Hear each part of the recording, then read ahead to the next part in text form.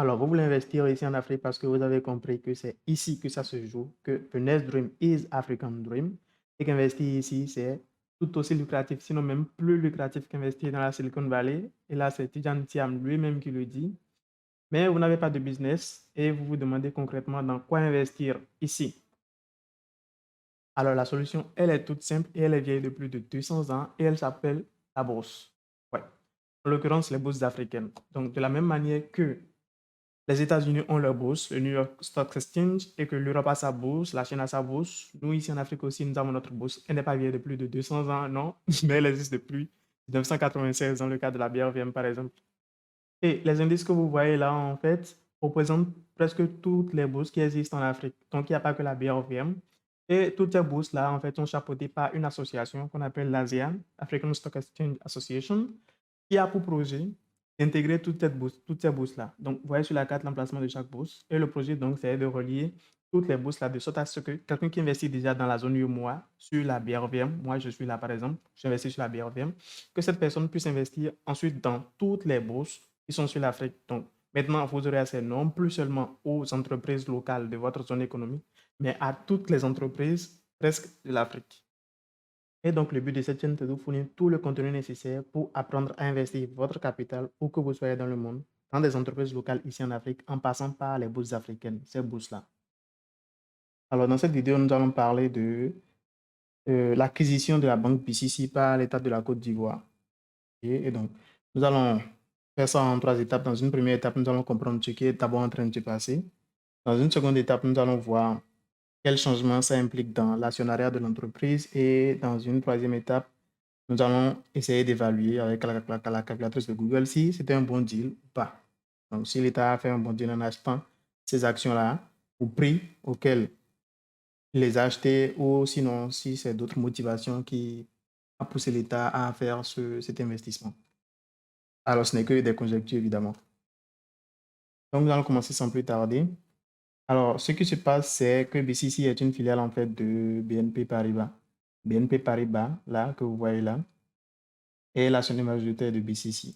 Et donc, BNP Paribas a mis en vente, en fait, ses actions dans BCC. Et il y avait, en fait, plusieurs investisseurs en liste pour acquérir ces actions-là. Donc, il y avait des investisseurs privés, il n'y avait pas seulement l'État, et évidemment, il y avait l'État aussi, donc qui a formé un consortium, en fait, à partir de la Caisse de dépôt et de consignation, la SEC, à partir de la CNPS et ensuite de la CGRAE.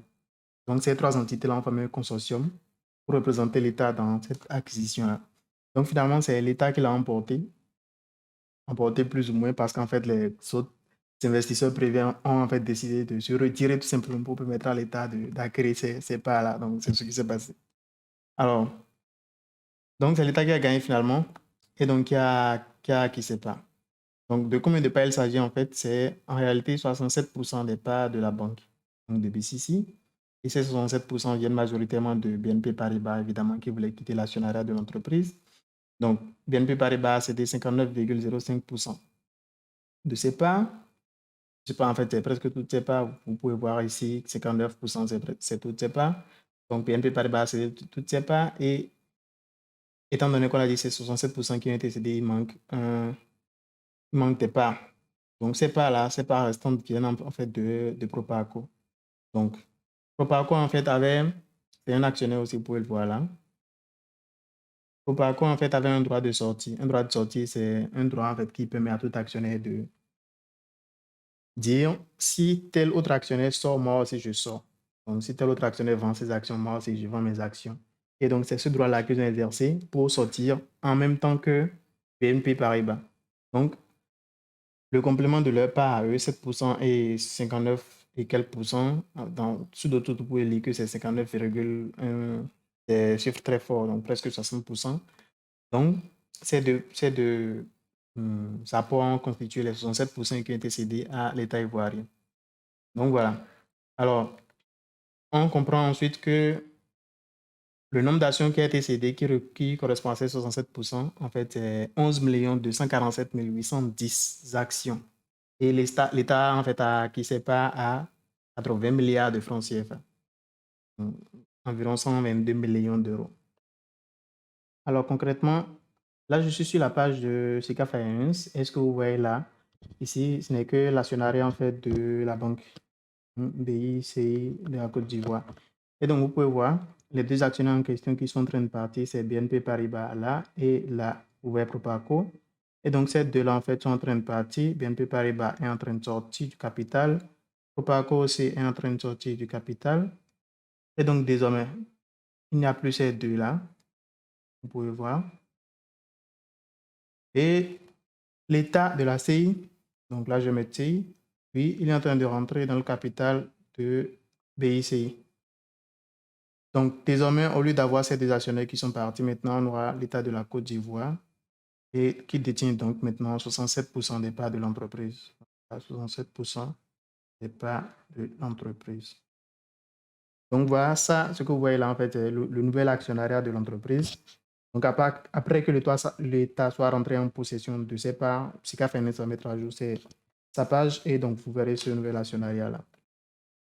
Alors dans cette troisième partie de la vidéo, nous allons voir si c'était un bon deal que l'État a fait en achetant ces 11 millions d'actions à ce prix-là, 80 milliards de francs CFA, 122 millions d'euros. Ok, donc là, vous pouvez voir avec d'autres sources, j'ai pu obtenir l'information selon laquelle c'est exactement 11 247 810 actions qui ont été échangées à ce prix-là, 80 milliards de francs CFA. Donc, avec la calculatrice de Google, nous allons calculer 80 milliards de francs CFA, donc 80 exposant 9, divisé par le nombre d'actions, 11 217 et 247 810. 247 810. Donc ça. Donc, ça veut dire donc que l'État a acquis une action à 7112 francs CFA. 7112 francs CFA. Et ce que nous allons faire, c'est que nous allons comparer ce prix-là au coût actuel de l'action en bourse. Donc, en bourse, une action BICI, là, je suis sur la page de BICI, c'est Finance. Donc, en bourse, une action de BICI coûte à 6600 francs CFA. Donc, en bourse, une action vaut 6600 francs CFA. J'espère que vous voyez que je ne cache pas ça. 6600 francs CFA. Et l'État a acquis une action à 7100 et quelques. Alors, donc d'emblée, l'État a payé plus cher que le coût de l'action en bourse. Du coup, est-ce que c'est un mauvais deal que l'État a fait en acquérant ces parts-là à ce prix-là? C'est une question qu'il faut se poser. Déjà, on peut faire deux interprétations de cette situation-là. Soit c'est que l'État a considéré que même à ce prix-là, les 7110 francs CFA, en fait, c'était déjà un bon deal, que BCI était déjà un bon deal. Et donc, ça ne posait vraiment pas de problème d'acheter ces parts-là directement de chez les actionnaires tels que BNP et Proparco. Parce que s'ils devaient acheter ces actions-là en bourse, qu'est-ce qui se serait passé quand ils auraient commencé à acheter? Le prix de l'action aurait pu commencer par grimper. Et donc, ils n'étaient pas sûrs d'avoir toutes les actions à 6600. Donc, ça pourrait très bien grimper, même dépasser les 7110. Donc, finalement, c'est peut-être une très bonne stratégie qu'ils ont utilisée. Ou bien, si ce n'est pas que l'État considérait que c'était déjà un bon deal à 7110 francs CFA, peut-être que c'est qu'ils ont juste considéré que, déjà, il y a une information que vous devez savoir, c'est que la BICI occupe la 16e place dans le classement des banques dans l'espace UEMOA. Donc, ça vous dit l'importance de cette banque-là dans le système bancaire, non seulement de l'UEMOA, mais de la Côte d'Ivoire elle-même. Donc, alors peut-être que cet investissement était plutôt, comment dire, stratégique, politique pour avoir un certain contrôle sur le système bancaire de la Côte d'Ivoire ou peut-être même plus de l'UEMOA. On peut agrandir en fait leur contrôle sur le système bancaire. Donc, voilà, c'est les deux hypothèses auxquelles on peut penser. Cela dit, ce n'est que des conjectures et ne sauront jamais comment dire, l'arrière-pensée de l'État en faisant cet investissement-là. Donc voilà ce que je voulais partager avec vous dans cette vidéo. Si vous avez aimé le genre de contenu que je fais sur cette page, si vous voulez investir en Afrique, même sans posséder des business, vous pouvez investir dans des entreprises locales ici qui existent déjà, par le moyen justement de la bourse BRVM, qui est une bourse africaine. Vous êtes au bon endroit. Sur cette chaîne, vous aurez tout le contenu nécessaire pour apprendre à investir de zéro. Même si vous ne connaissez rien au domaine, je vais vous dire tout dans le domaine de la comptabilité, tout ce qui est nécessaire à savoir, vous l'apprendrez ici. Dans le domaine des mathématiques, tous les calculs financiers, tout ce qui est nécessaire à comprendre, je vais vous le dire aussi. Donc, il n'y a vraiment aucun souci à se faire. Vous êtes juste au bon endroit. Abonnez-vous.